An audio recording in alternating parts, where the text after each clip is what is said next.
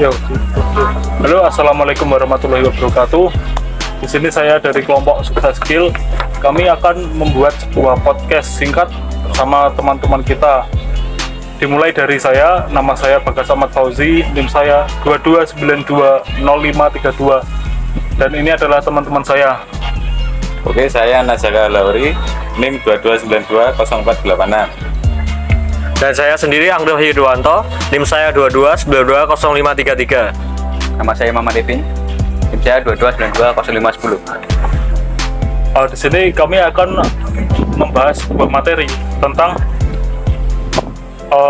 motivasi diri. Kalau menurut Mas Imam, motivasi diri itu seperti apa sih? Dan apa yang membuat kamu jadi termotivasi?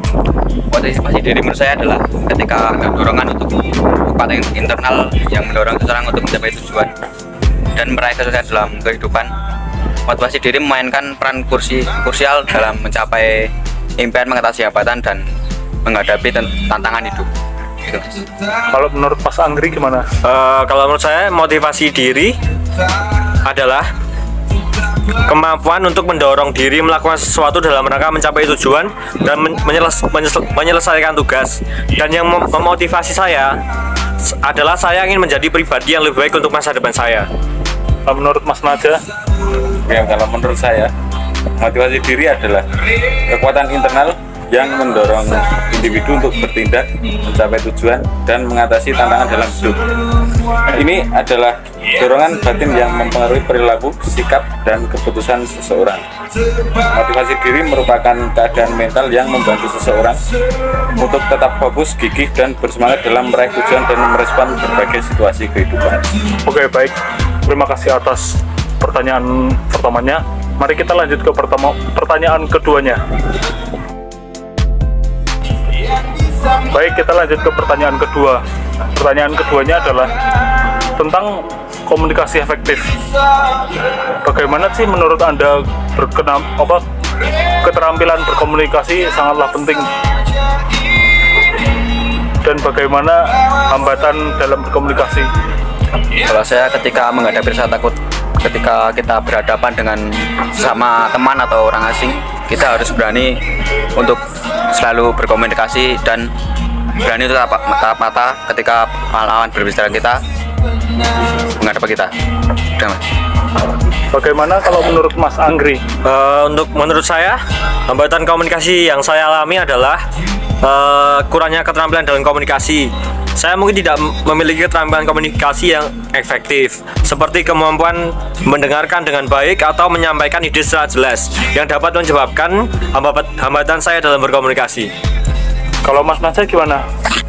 Kalau menurut saya, kunci sukses berkomunikasi adalah kemampuan untuk secara efektif menyampaikan pesan dengan jelas dan dengan baik, serta mampu mendengarkan dengan penuh perhatian dan empati. Komunikasi yang baik adalah dasar untuk membangun hubungan yang sehat dan produktif dengan orang lain, baik dalam lingkungan pribadi maupun profesional.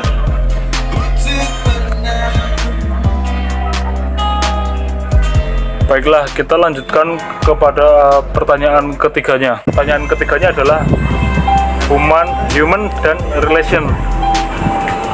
Bagaimana sih cara etika dalam berkenalan atau percakapan, bahkan saat bertamu kepada tempat seseorang atau rumah seseorang? Bagaimana sih caranya?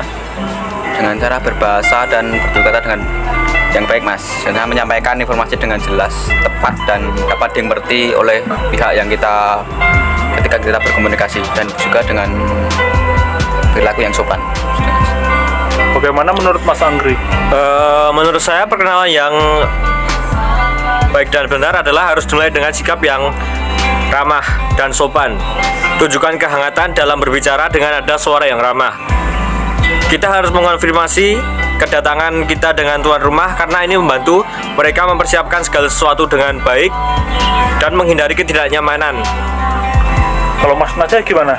Kalau menurut saya, etika bertamu adalah seperangkat norma dan aturan perilaku yang harus diikuti oleh tamu saat berkunjung ke rumah atau tempat tinggal orang lain. Etika bertamu mencakup sikap sopan, kesopanan, dan rasa menghargai terhadap tuan rumah, serta lingkungan dan budaya tempat Anda berhubung. Mungkin seperti itu saja penyampaian dari kami dan podcast kami. Terima kasih. Wassalamualaikum warahmatullahi wabarakatuh.